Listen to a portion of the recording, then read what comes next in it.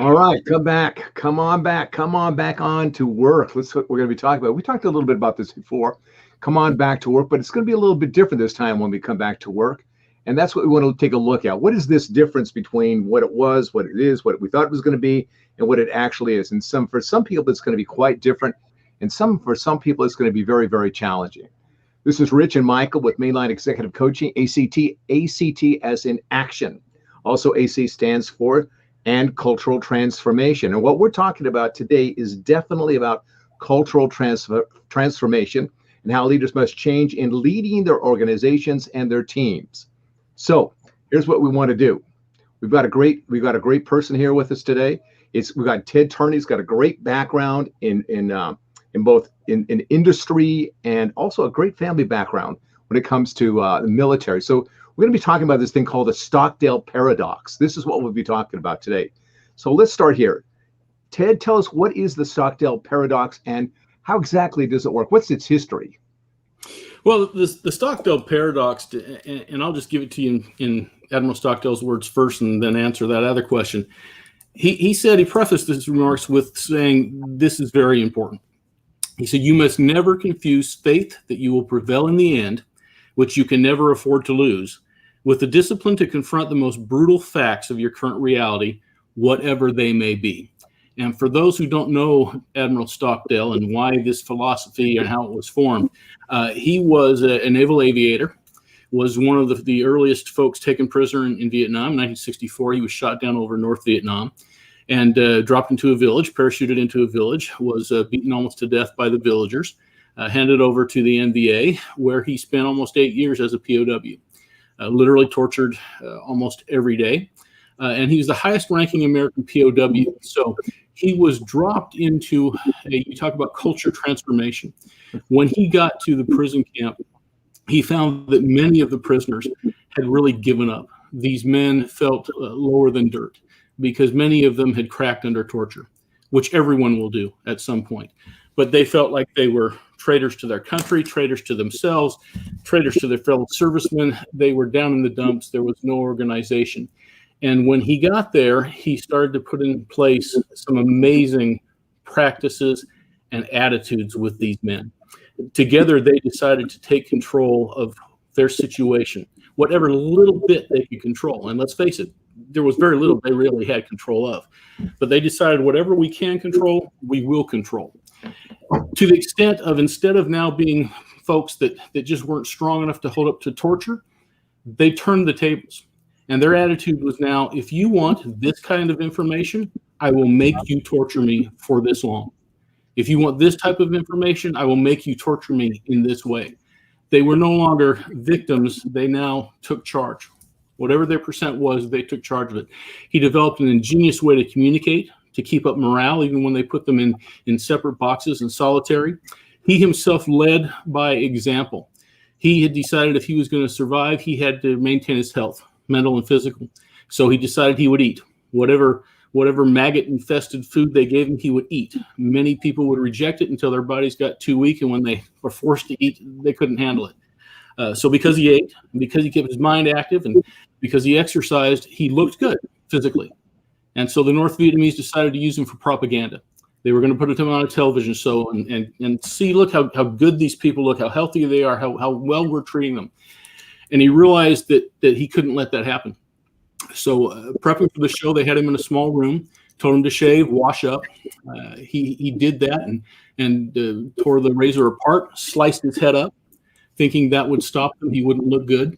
They saw that. They beat him severely below the waist where it wouldn't show, cleaned up his head and put a hat on him. So he's thinking, well, that didn't work. What now? The only other thing in that room was a wooden stool. So he took the stool and he beat himself in the face till he's bloodied and bruised, and they could not use him for propaganda, knowing that he would be tortured again. Just an amazing guy, and had such an impact on these men. At one point when he was in solitary after a particularly brutal torture session, this tap code of communication that he'd come up with, the other prisoners sweeping the yard swept their brooms in cadence to that tap code. And they sent him the message over and over again, we love you. After the war, many of these men credited him with their lives. So we would not have survived if he had not come in here and changed our culture and our outlook. And this, I mean, I could talk about this guy for hours. I mean, that's just a snippet of the kind of guy he was. So that was his paradox. He was interviewed many times, but in a casual interview, actually, someone asked him, "How did you survive?" And that's when he said, "This is very important." And he gave that paradox. Never lose faith that you will prevail in the end, but be completely honest with the most brutal facts of your current situation. Yeah, there it is. There it is. And we're kind of taking this to this extreme with the Stockdale Paradox, back from the COVID and all that kind of stuff. And then we'll bring it back down and, how do we handle it on an everyday basis? But we need people that inspire us, that help us lift up to higher heights than we ever imagined. Not only possible, but we ever imagine would ever be required of us. Talk to us, Rich, a little bit about the Optimist in the Hanoi Hilton. And I found this a very interesting part of his story. And he talked about the Optimists. They were the ones that really wanted to pick everybody's spirits up, pick their own spirits up. And they would say, it's okay, we're going to be out of here by Christmas. No problem. And Christmas would come and go, and they'd say, no worries, we're going to be out of here by Easter. We're going to focus on Easter. We're going to be out of here by then. Easter would come and go, and they would come. They would continue to do this. Thanksgiving's coming. Don't worry about it. We're going to be out of here by Thanksgiving. And as time went on, eventually they died of a broken heart. They were the ones that died. They gave up.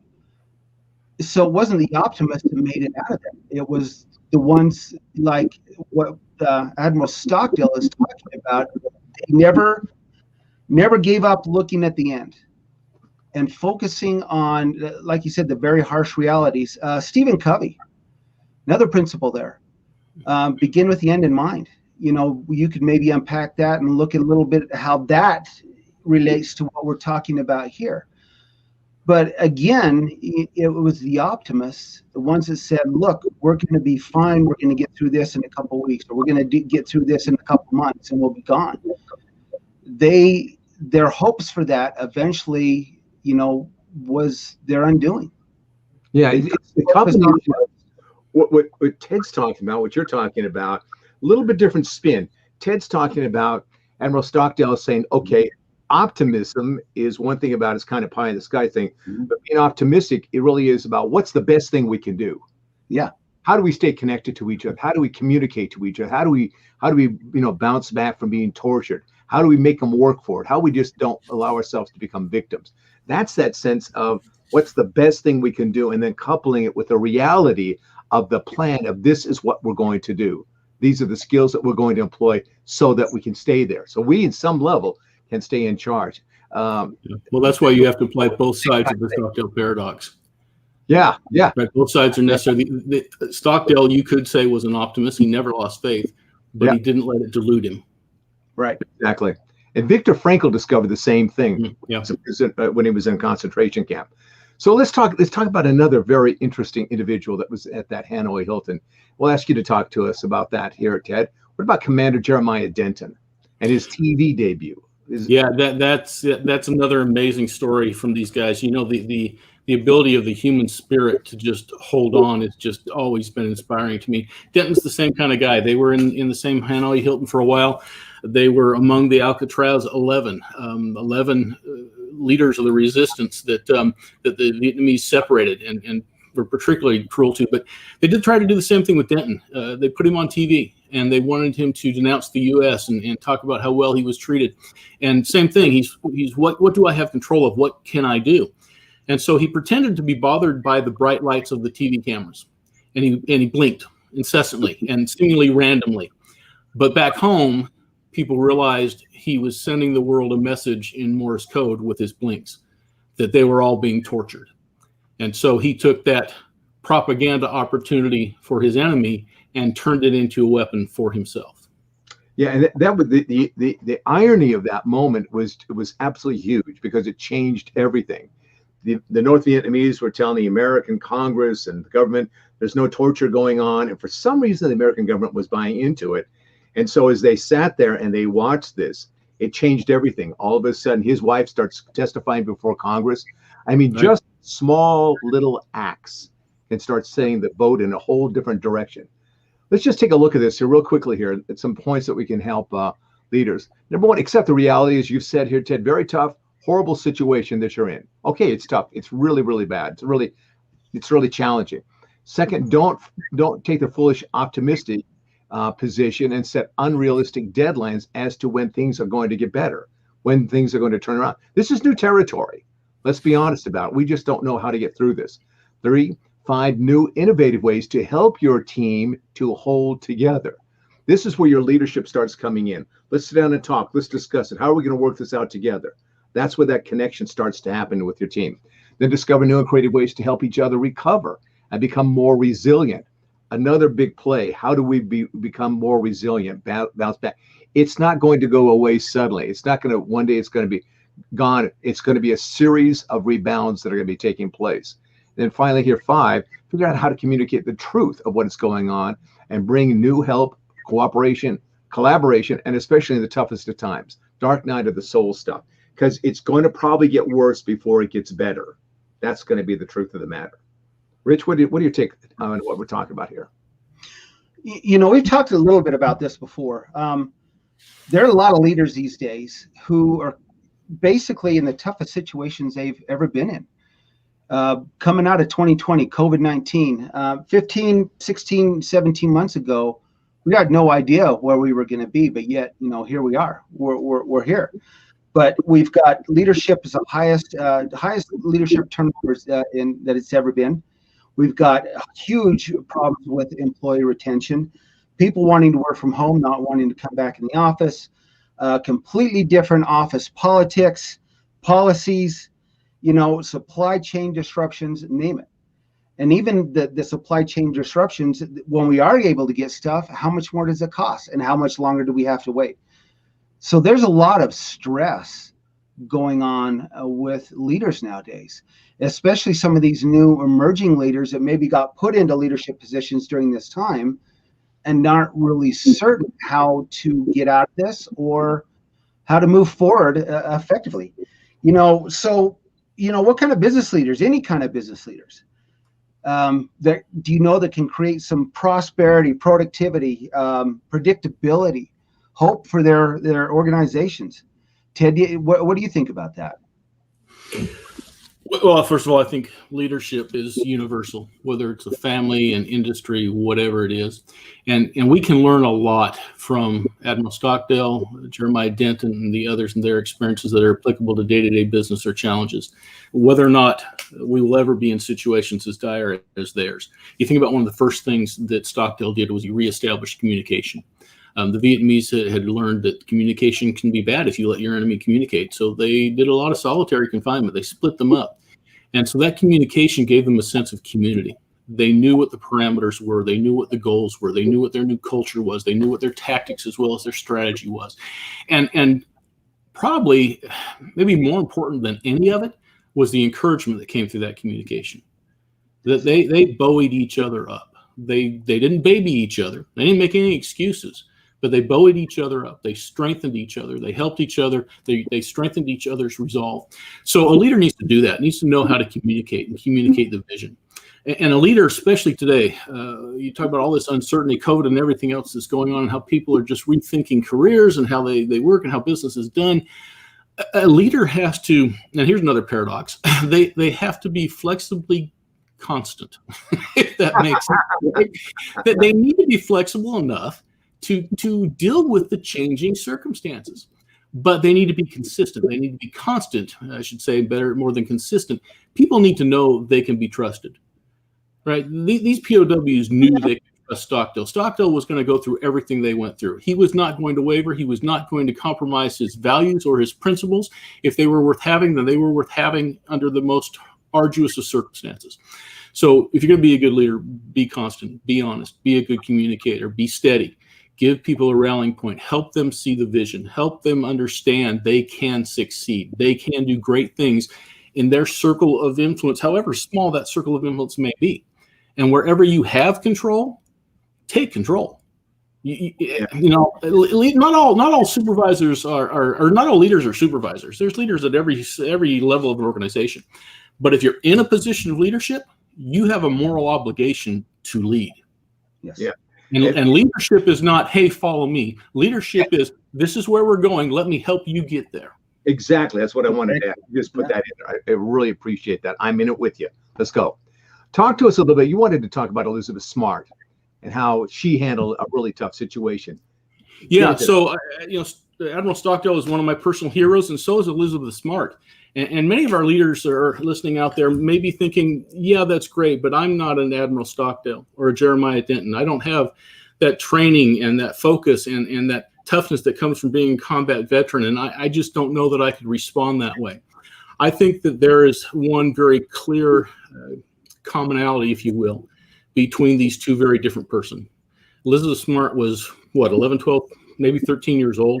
I think she was 14. 14. Yeah. Kidnapped from her home in the middle of the night by two literally lunatics.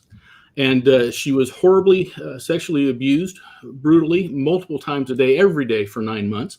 And I was listening to an interview with her, and this is commonality. It's a forward phrase that both of these people uttered. I'm listening to Elizabeth Smart being interviewed, and she said, the first time he raped me, I realized he could take everything away from me, except my faith in God and the love of my family. I knew my family would never stop looking for me. And here are these four words that they both uttered. Admiral Stockdale is falling out of a burning plane, knows what's facing him, thinks about his family, and he says, and so I decided I will triumph. Elizabeth Smart talks about this. My family will never stop looking for me. And she said the exact same four words. And so I decided. Neither of these people had any right to believe they could decide anything, but they both made that statement. You got a 14-year-old schoolgirl and a combat-hardened veteran. You don't have to be a James Stockdale to be as tough as him or as effective as him. I have so much respect for Elizabeth Smart and James Stockdale. I'm tearing up. That's ridiculous, but just an immense amount of respect for both of them. So it doesn't matter what your experience is. You've got it inside of you. If you want to apply it, you decide. You decide how you're going to lead. You decide how you're going to react to the things that happen around you and to you. Yeah, that's beautiful. Thanks, Ted. That's just beautiful. All right, so we're going to move this now just a step forward here. So when an anxiety and fears are high, along with unpredictability, having an outside pair of eyes looking in can be invaluable. And so leaders, you've got some opportunities. You go to mentors, you can bring in business consultants, and you can get yourself an executive coach. Rich, I'd like you to do this. Is this make the case, and I'm going to ask you to do the same thing here, Ted. What's the case for bringing in an executive coach to assist you, and then, from that, how that ripples out, assist you in your team to develop these new norms, these new ways of developing behavior and communication, et cetera, et cetera. Give us the pitch on that. What's that about? I don't know that it has so much to do with coach. What it does, but it has a lot to do with experience. Most of these coaches have years and years of experience in dealing with a lot of these different situations, these different issues that arise in business. And because of that, we're able to have those tough conversations and help people see what's coming if they continue to work hard, if they continue to focus on the end. It's hard to do that sometimes without somebody standing there with you and helping you on that journey. And that's what an executive coach does. I think there's a lot of misconception about what a coach does. We don't just come in and have a seminar a day or two, throw up a few PowerPoints. We're there for the journey.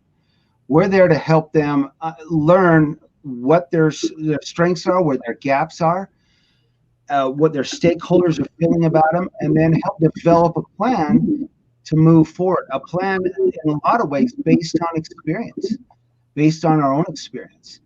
And that's invaluable. I mean, there's not one of us here that didn't have somebody standing by our side to help us to that next level. We've all had coaches. We've all had mentors. And, because of that, we're able to pass that experience on and that passion for being successful. At the end of the difficult time, and seeing the successes that are there, seeing the abilities that you're going to be able to create, seeing everybody around you grow along with you. That's what a coach can do. Excellent. Good. Ted, what's your take on it? I would just say ditto. But So many things a coach can do for you, but I would bring it back to the Stockdale Paradox that we talked about, right? Confronting the brutal facts of your situation. It's difficult sometimes to look at yourself honestly, but if the executive, a leader, is going to be effective, they have to look at themselves honestly. They have to see where the potential derailing tendencies are. They have to see where they've got weaknesses.